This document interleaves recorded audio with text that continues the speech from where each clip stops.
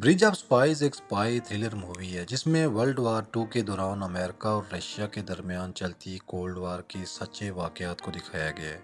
Movie की शुरुआत में एक जेम्स नामी शख्स को दिखाया जाता है जो कि पेंटिंग्स बनाने में मशहूर होता है। दरअसल ये एक जासूस होता है जिसे रशिया ने अमेरिका में जासूसी के लिए भेजा होता है।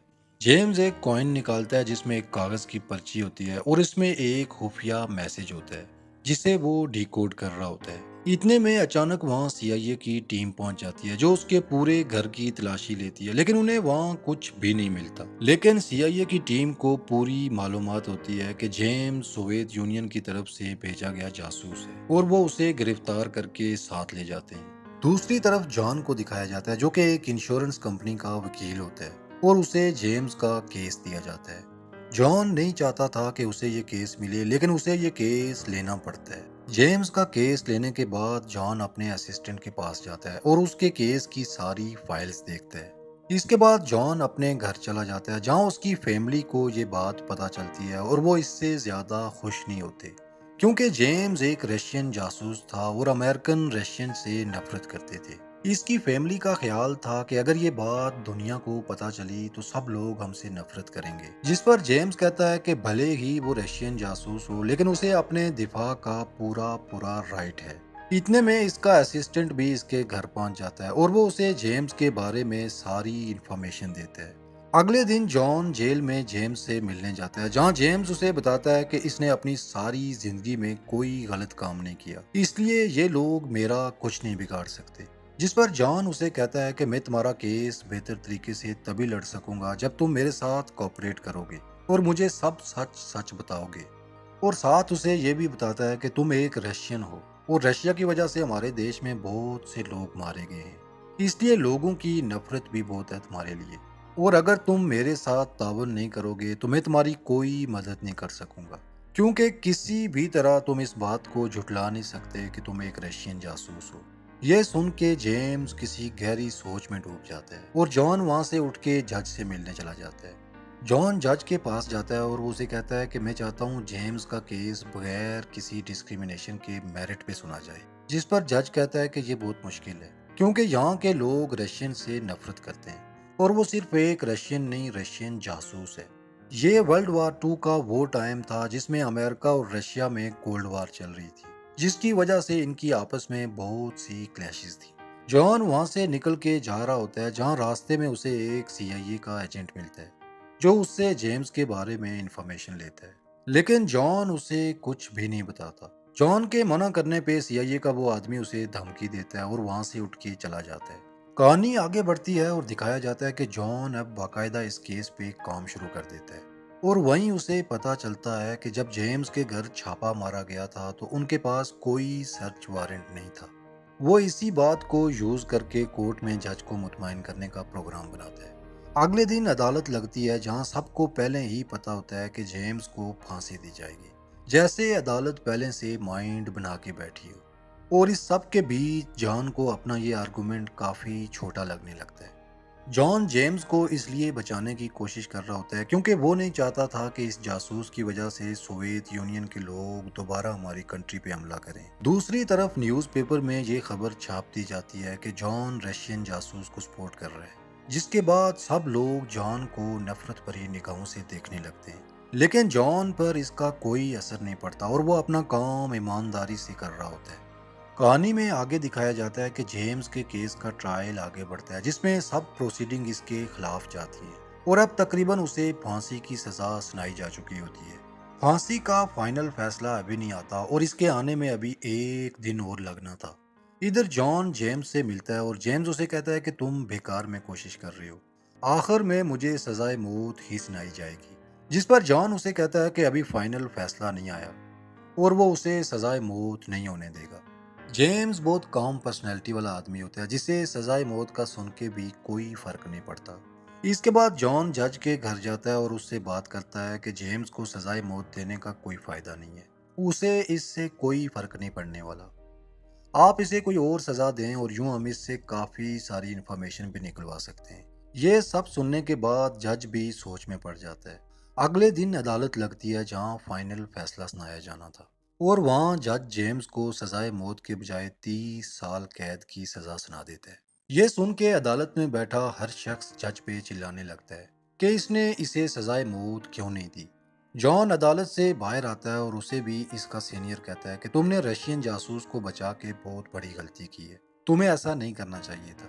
لیکن جان اس کی بات کو سنی انسنی کر دیتا ہے اور جا کے جیمز سے ملتا ہے، جہاں جیمز اسے تھینکس بولتا ہے اور اسے کہتا ہے کہ تم نے واقعی کر دکھایا، اور ساتھ اسے کہتا ہے کہ مجھے لگتا ہے میری جان بچانے کی وجہ سے اب تمہاری جان خطرے میں پڑ گئی ہے، کیونکہ اب سارا امریکہ تمہارے خلاف ہو جائے گا۔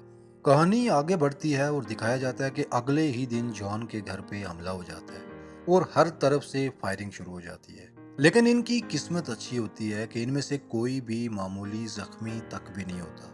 اب اس سب کے بعد جان بھی بہت ڈر جاتا ہے اور وہ پولیس کو اسپیشل پروٹیکشن کے لیے بلاتا ہے، جہاں ایک پولیس آفیسر اس پہ چلاتا ہے اور اسے کہتا ہے کہ تمہارے ساتھ ایسا ہی ہونا چاہیے، تم دیش کے غدار ہو، تم نے رشین جاسوس کی جان بچائی ہے جو ہزاروں امریکن کا قاتل ہے۔ کہانی آگے بڑھتی ہے اور ایک سی آئی اے کے آفیسر کو دکھایا جاتا ہے جس کے سامنے بہت سارے پائلٹ بیٹھے ہوتے ہیں، اور وہ انہیں جہاز دکھا کے بتاتا ہے کہ ان کے نیچے پاورفل کیمرے لگے ہوئے ہیں، تم لوگوں نے رشین ٹیریٹری میں جانا ہے اور ان کی جاسوسی کرنی ہے، لیکن یہ جاسوسی بہت زیادہ اونچائی سے کرنی پڑے گی تاکہ رشین آپ کو پکڑ نہ سکے، اور ساتھ انہیں بتاتا ہے کہ اگر تم میں سے کوئی بھی پکڑا گیا تو تم لوگوں نے جہاز کو کیسے تباہ کرنا ہے تاکہ تم ریشینز کے ہاتھ نہ لگ سکو۔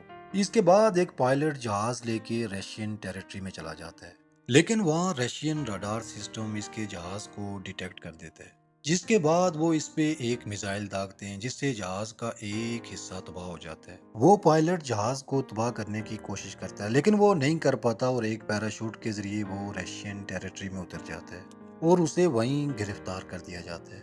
ادھر یہ بات سارے امریکہ میں پھیل جاتی ہے۔ اگلے دن جان آفس پہنچتا ہے اور سب لوگ اس پہ چلانا شروع ہو جاتے ہیں کہ تم دیش کے غدار ہو۔ وہیں جان کو ایک خط ملتا ہے جو جیمز کی وائف نے لکھا ہوتا ہے، جس میں وہ جان کا شکریہ ادا کرتی ہے کہ تم نے میرے ہسبینڈ کی جان بچائی۔ جان وہ خط جیمز کو دکھاتا ہے جسے دیکھ کے جیمز کہتا ہے کہ یہ خط اس کی وائف کی طرف سے نہیں لکھا گیا۔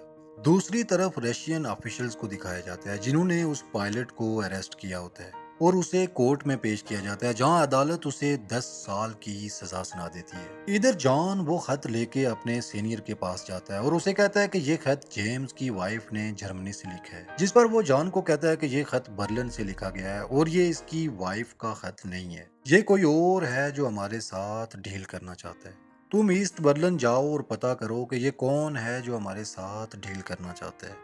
جان یہ کام کرنے کے لیے راضی ہو جاتا ہے اور وہ ایسٹ برلن پہنچ جاتا ہے۔ وہاں ایک نوجوان امریکن اسٹوڈنٹ کو بھی دکھایا جاتا ہے جو دیوار پار کر کے اپنی گرل فرینڈ سے ملنے جاتا ہے، جہاں سوویت یونین والے اسے بھی پکڑ لیتے ہیں اور گرفتار کر کے جیل میں ڈال دیتے ہیں۔ ادھر جان سے سی آئی اے کا گروپ ملتا ہے جو اسے کہتا ہے کہ تمہیں کسی بھی طرح ہمارے پائلٹ کو بچا کے لانا ہوگا اور امریکن اسٹوڈنٹ جو سوویت یونین کی قید میں ہے اسے بھی چھڑانا ہوگا، جس پر جان انہیں تسلی دیتا ہے کہ فکر نہ کرو، میں کچھ نہ کچھ کر کے انہیں چھڑا لاؤں گا۔ اگلے دن جان ووول نام کے ایک وکیل سے ملتا ہے جس کا نام جیمز کی وائف نے بھی اپنے خط میں لکھا ہوتا ہے۔ وہیں جیمز کی فیملی بھی ہوتی ہے جو جان کو دیکھ کے بہت خوش ہوتی ہے اور اس کا شکریہ ادا کرتی ہے، لیکن یہیں جان کو پتا چلتا ہے کہ یہ جیمز کی فرضی فیملی ہے اور یہ اس کی ریئل فیملی نہیں ہے۔ دراصل یہ ساری گیم رشین انٹیلیجنس چیف کی ہوتی ہے، اور یوں وہ جان کو یہاں بلا کے اس سے ملتا ہے اور اسے کہتا ہے کہ جیمز اسے کسی بھی قیمت پہ واپس چاہیے، جس پر جان اسے بتاتا ہے کہ آپ کو جیمز مل جائے گا اگر اس کے بدلے میں آپ امریکن پائلٹ کو آزاد کریں، جس پر وہیں کھڑی رشین ایمبیسی کی چیف کہتی ہے کہ انہوں نے جیمز کو کافی عرصے سے اپنے پاس رکھا ہوا ہے، اس لیے وہ اس ایکسچینج پہ کبھی راضی نہیں ہوں گے کیونکہ انہوں نے جیمز سے کافی انفارمیشن لے لی ہوگی، اور ہم بھی اس پائلٹ سے انفارمیشن لینے کے بعد ہی اسے رہا کریں گے۔ اس کے بعد رشین چیف اسے کہتا ہے کہ وہ اس ڈیل کے بارے میں اپنی سرکار کو بتا دے گا، ساتھ وہ جان کو ایک وکیل کے بارے میں بتاتا ہے کہ تم اس سے ملو، وہ اس ڈیل میں تمہاری ہیلپ کر سکتا ہے۔ اس کے بعد جان اس کے بتائے ہوئے وکیل کے پاس پہنچ جاتا ہے اور اسے ڈیل آفر کرتا ہے کہ جیمز کے بدلے انہیں پائلٹ اور وہ امریکن اسٹوڈنٹ دونوں چاہیے۔ وہ وکیل اس کی ڈیل سینئر تک پہنچا دیتا ہے اور اس کے بعد ان کا سینئر جیمز سے ملتا ہے جہاں جیمز اس کے سامنے اپنی ڈیل رکھتا ہے۔ لیکن وہ جیمز کی ڈیل کو ایکسپٹ کرنے سے انکار کر دیتا ہے اور وہاں سے چلا جاتا ہے۔